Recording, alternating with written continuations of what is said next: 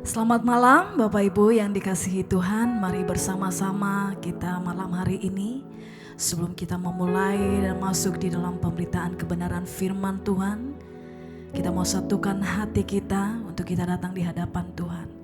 Kami mengucap syukur, kami berterima kasih Engkau Allah kami yang setia, yang selalu menjaga dan memelihara hidup kami dengan sempurna. Terima kasih Tuhan untuk kesempatan ini, karena kami kembali dapat mendengarkan suara-Mu melalui setiap pemberitaan kebenaran firman-Mu. Biarlah Roh Kudus bekerja di tengah-tengah kami. Di dalam nama Tuhan Yesus. Haleluya. Amin. Ku datang dengan syukurku, membawa kerinduanku, Yesus, ingin ku menyenangkan-Mu.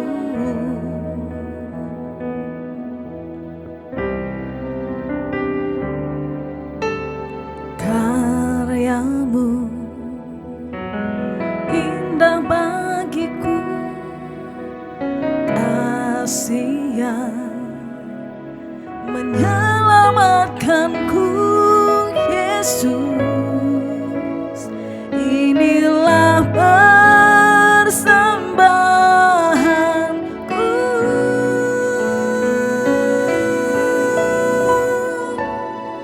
Ku membawa hatiku, hanya Engkau di hidupku, Yesusku, Kau terindah. Selamanya ku menyembah-Mu. Ku membawa hidupku,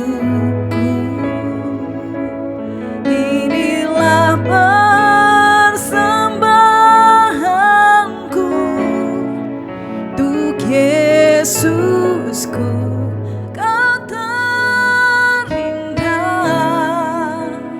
Selamanya ku menyembah-Mu,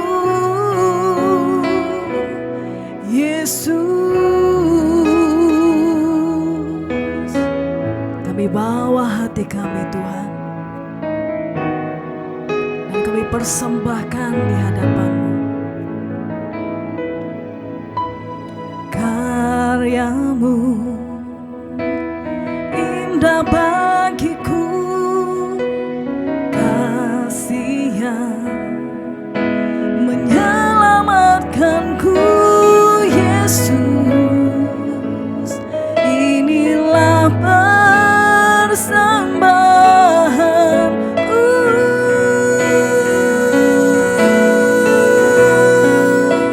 Ku membawa hatiku,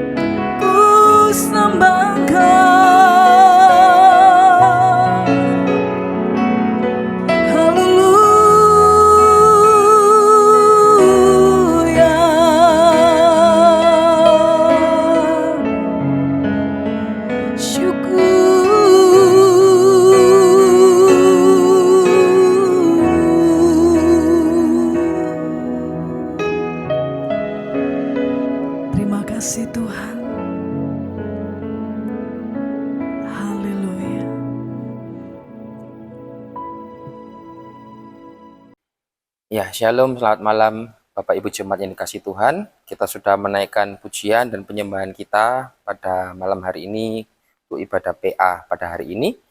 Sebelum kita memasuki firman Tuhan, mari kita bersama-sama berdoa. Bapa di surga, terima kasih Tuhan untuk segala anugerah-Mu bagi kami semua sampai hari ini. Kalau sebentar kami akan mendengarkan firman-Mu di ibadah PA malam hari ini. Kau berkati hamba-Mu, Kau berkati setiap kami, agar kami bisa bersama-sama bertumbuh dan berbuah lebat demi nama-Mu. Terima kasih Tuhan, kami sambut firman-Mu dalam nama Tuhan Yesus, haleluya, amin. Ya, selamat malam, shalom semuanya, Bapak Ibu jemaat yang dikasihi Tuhan. Pada malam hari ini, mari kita baca Alkitab kita buka dalam Surat Yakobus pasal yang ketiga ayat 1 sampai yang ke-12. Surat Yakobus pasal yang ketiga ayat 1 sampai 12 dengan judul Dosa Karena Lidah. Saudara-saudaraku, janganlah banyak orang di antara kamu mau menjadi guru, sebab kita tahu bahwa sebagai guru kita akan dihakimi menurut ukuran yang lebih berat. Sebab kita semua bersalah dalam banyak hal. Barang siapa tidak bersalah dalam perkataannya, ia adalah orang sempurna yang dapat juga mengendalikan seluruh tubuhnya. Kita mengenakan kekang pada mulut kuda, sehingga ia menuruti kehendak kita. Dengan jalan demikian, kita dapat juga mengendalikan seluruh tubuhnya. Dan lihat saja kapal-kapal, walaupun amat besar dan digerakkan oleh angin keras, namun dapat dikendalikan oleh kemudi yang amat kecil menurut kehendak jurumudi. Demikian juga lidah, walaupun suatu anggota kecil dari tubuh, namun dapat memegahkan perkara-perkara besar. Lihatlah betapapun kecilnya api, ia dapat membakar hutan yang besar. Lidah pun adalah api. Ia merupakan suatu dunia kejahatan dan mengambil tempat di antara anggota-anggota tubuh kita sebagai sesuatu yang dapat menodai seluruh tubuh dan menyalakan roda kehidupan kita, sedang ia sendiri dinyalakan oleh api neraka. Semua jenis binatang liar, burung-burung, serta binatang-binatang menjalar dan binatang-binatang laut dapat dijinakkan dan telah dijinakkan oleh sifat manusia. Tetapi tidak seorang pun yang berkuasa menjinakkan lidah. Ia adalah sesuatu yang buas, yang tak terkuasai, dan penuh racun yang mematikan. Dengan lidah kita memuji Tuhan, Bapa kita. Dan dengan lidah kita mengutuk manusia yang diciptakan menurut rupa Allah. Dari mulut yang satu keluar berkat dan kutuk. Hal ini saudara-saudaraku tidak boleh demikian terjadi. Adakah sumber memancarkan air tawar dan air pahit dari mata air yang sama? Saudara-saudaraku, adakah pohon ara dapat menghasilkan buah zaitun? Dan adakah pokok anggur dapat menghasilkan buah ara? Demikian juga mata air asin tidak dapat mengeluarkan air tawar. Amin. Ya, sesuai dengan judul yang dari LAI, renungan kita malam hari ini juga dosa karena lidah. Ya, di sini penulisnya adalah Yakobus sendiri, di mana Yakobus itu memberikan nasihat kepada 12 suku di perantauan. Artinya surat-surat ini terbuka untuk umum, termasuk kita.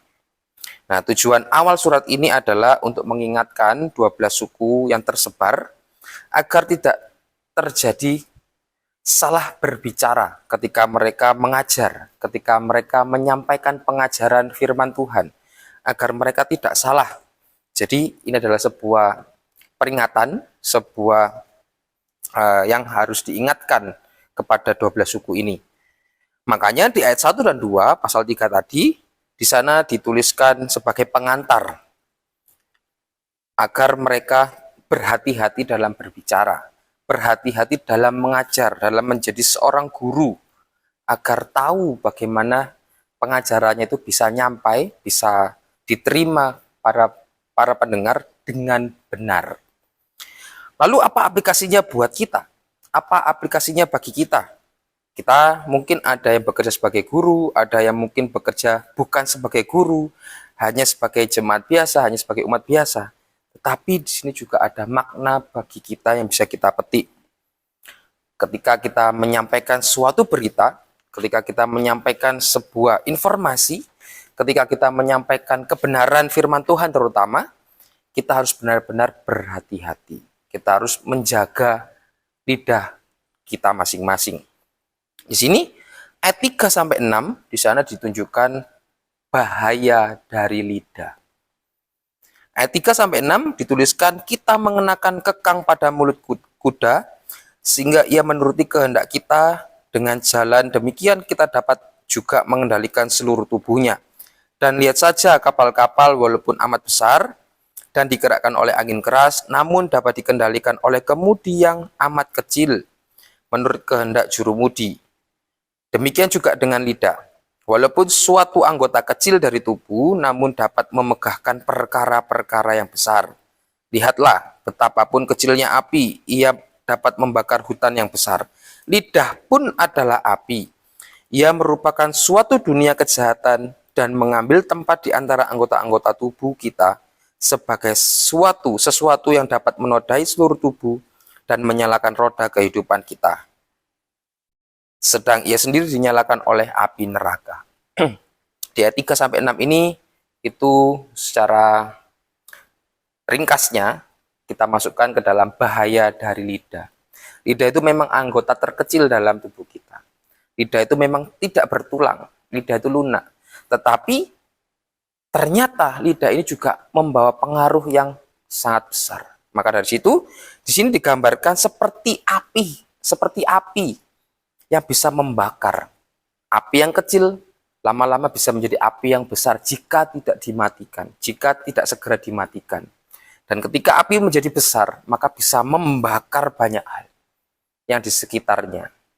Jadi di sini gambaran-gambaran itu menunjukkan betapa bahayanya lidah kita yang kecil ini. Lidah kita yang ada dalam diri kita ini, di dalam mulut kita ini, kecil tetapi juga memiliki bahaya yang sangat besar.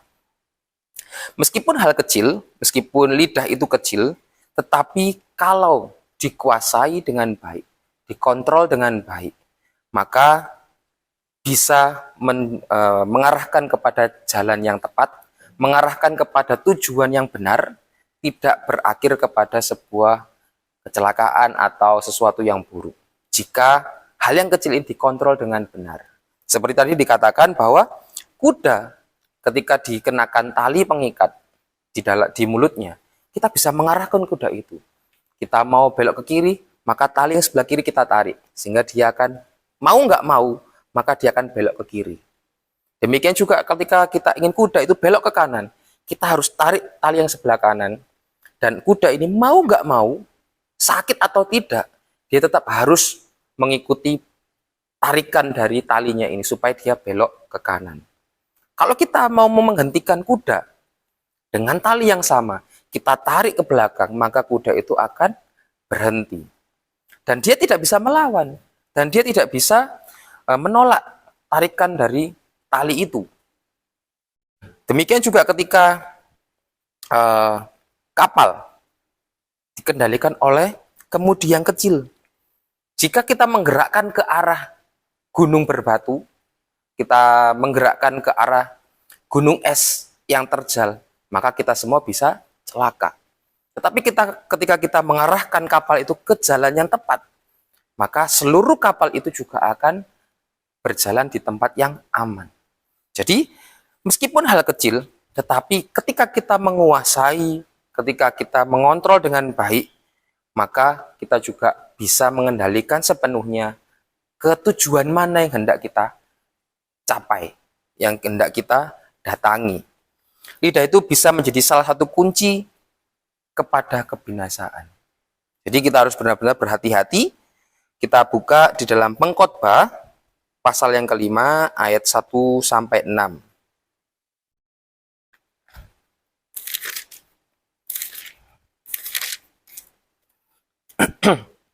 Kita baca ayat 1. Janganlah terburu-buru dengan mulutmu, dan janganlah hatimu lekas-lekas mengeluarkan perkataan di hadapan Allah, karena Allah ada di sorga dan engkau di bumi. Oleh sebab itu, biarlah perkataanmu sedikit. Ayat 2, karena sebagaimana mimpi disebabkan oleh banyak kesibukan, Demikian pula percakapan bodoh disebabkan oleh banyak perkataan. Kita lompat ke ayat 5. Janganlah mulutmu membawa engkau ke dalam dosa, dan janganlah berkata di hadapan utusan Allah bahwa engkau kilaf. Apakah perlu Allah menjadi murka atas ucapan-ucapanmu dan merusakkan pekerjaan tanganmu? 6. Karena sebagaimana mimpi banyak, demikian juga perkataan sia-sia banyak. Tetapi takutlah akan Allah. Nah, jadi di sini lidah itu bisa menjadi salah satu kunci menuju kepada kebinasaan. Jadi kita harus benar-benar berhati-hati bahwa lidah ini bisa membahayakan diri kita, juga bisa membahayakan orang di sekitar kita.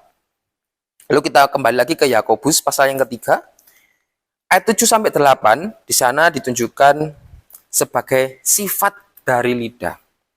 Ayat 7 dan 8, semua jenis binatang liar, burung-burung, serta binatang-binatang menjalar dan binatang-binatang laut dapat dijinakkan dan telah dijinakkan oleh sifat manusia.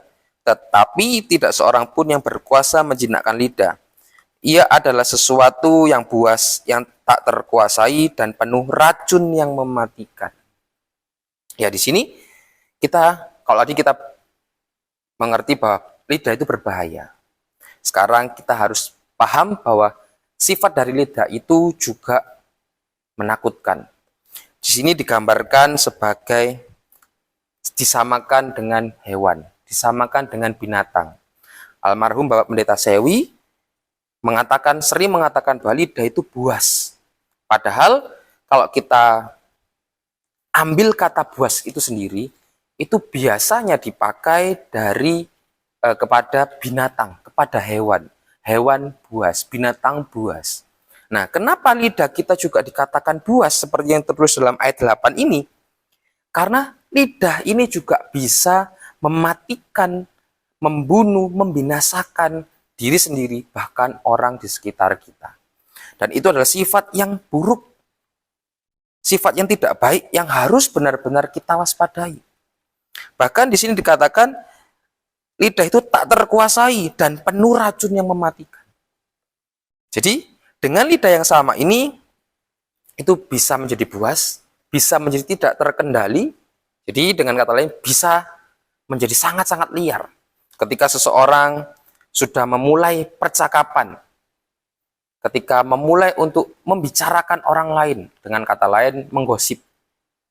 Lalu mungkin bisa juga, kalau dengan istilah yang sekarang itu, nyinyir. Atau mungkin bisa juga yang istilah muncul kepada anak-anak muda, yaitu pembulian atau perundungan. Itu ada sebuah permulaan di mana mungkin hanya berkata satu kalimat saja, menyampaikan satu statement saja. Tapi itu bisa berlanjut menjadi percakapan yang liar, bisa berlanjut menjadi sebuah cerita yang menakutkan. Dan itu jika tidak dikuasai, tidak dikendalikan, maka itu bisa menjadi tidak terkendali dan bisa menjadi buas, bahkan bisa mematikan. Banyak berita yang kita tonton di TV, di media sosial, berawal dari sebuah statement singkat, tetapi itu bisa menyakiti hati orang lain. Berawal dari satu kalimat pendek, itu bisa membunuh orang lain, membuat orang tersebut menjadi stres, membuat orang lain bisa menjadi depresi, bahkan sampai akhirnya mengakhiri hidupnya. Dan juga berawal dari satu statement singkat, bisa juga membuat orang lain mengalami sakit hati, bahkan kepahitan sampai akhir kehidupannya. Jadi, di sini kalau kita biarkan lidah itu tak terkendali, itu maka disamakan seperti hewan yang buas. Juga hewan yang bisa menghasilkan racun yang mematikan. Tetapi jika kita tidak ingin lidah kita seperti hewan buas, jika kita tidak ingin lidah kita dianggap mengeluarkan racun yang mematikan, kita perlu anugerah dari Allah itu sendiri. Kita perlu pertolongan dari Roh Kudus. Kita perlu pertolongan dari Allah untuk apa? Untuk menguasai diri kita. Sehingga lidah kita pun juga akan memancarkan perkataan yang baik. Kita mengeluarkan perkataan-perkataan yang baik yang sesuai dengan firman Tuhan. Selanjutnya, di ayat 9 sampai 12, di sana dituliskan, dengan lidah kita memuji Tuhan, Bapa kita, dan dengan lidah kita mengutuk manusia yang diciptakan menurut rupa Allah. Sampai situ saja. Sini kita bisa melihat bahwa lidah itu juga tidak konsisten. Jadi adanya ketidakkonsistenan lidah manusia. Dengan lidah yang sama ini, kita bisa memuji Tuhan ketika kita berada di gereja, ketika kita ada dalam sebuah persekutuan, ada sebuah perkumpulan rohani, perkumpulan bersama dengan orang-orang percaya, saudara-saudara seiman kita. Tetapi dengan lidah yang sama, ketika kita selesai dalam kegiatan peribadahan ini, kita juga mungkin bisa jadi menjadi tidak terkendali. Nah, maka dari itu, karena lidah kita tidak konsisten, karena lidah ini bisa mengeluarkan berkat, juga bisa mengeluarkan kutuk, kita benar-benar perlu jamahan dari Tuhan.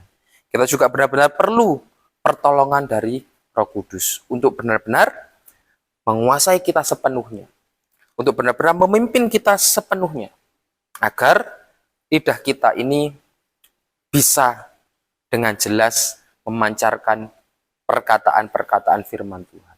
Perkataan-perkataan yang sesuai dengan isi hati Tuhan. Perkataan yang memberkati, perkataan yang membangun, perkataan yang mendukung, bukan perkataan yang menghancurkan, bukan perkataan yang membunuh, bukan perkataan yang membinasakan diri kita maupun orang-orang di sekitar kita. Jadi, kalau kita perhatikan di bagian terakhir, itu analoginya sebagai sumber air.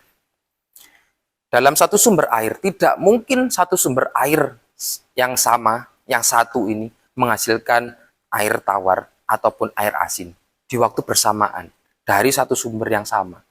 Tapi pasti satu sumber mengeluarkan satu jenis air untuk satu sumber ini. Jadi jika sumbernya air tawar, maka yang keluar pasti air tawar. Jika sumbernya adalah air asin, maka yang keluar juga pasti air asin. Demikian juga dengan pohon. Jadi diharapkan dalam kehidupan kita sebagai orang percaya, yang katanya orang percaya, pengikut Kristus, maka yang keluar adalah perkataan-perkataan firman Tuhan. Yang keluar adalah, yang bisa dinikmati banyak orang adalah berkat dari Tuhan, perkataan yang menghibur, yang menguatkan iman kita, yang membuat kita semakin bertumbuh dan semakin ingin terus dekat dengan Tuhan. Jadi, malam hari ini, apa yang dituliskan Yakobus kepada 12 suku perantauan itu juga mengajarkan kita semua, agar ketika kita menyampaikan sebuah informasi, menyampaikan kebenaran firman Tuhan, kita juga harus berhati-hati.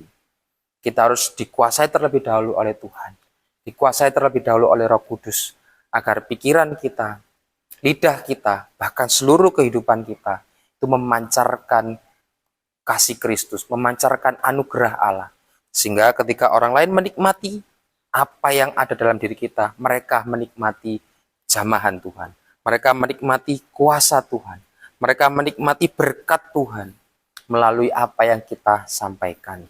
Jadi demikian peringatan dari Yakobus yang mengingatkan kepada kita agar kita berhati-hati dalam menggunakan lidah kita. Amin firman Tuhan, mari kita berdoa. Bapa di surga, terima kasih Tuhan untuk kebaikan-Mu bagi kami. Terima kasih untuk firman-Mu yang menegur setiap kami.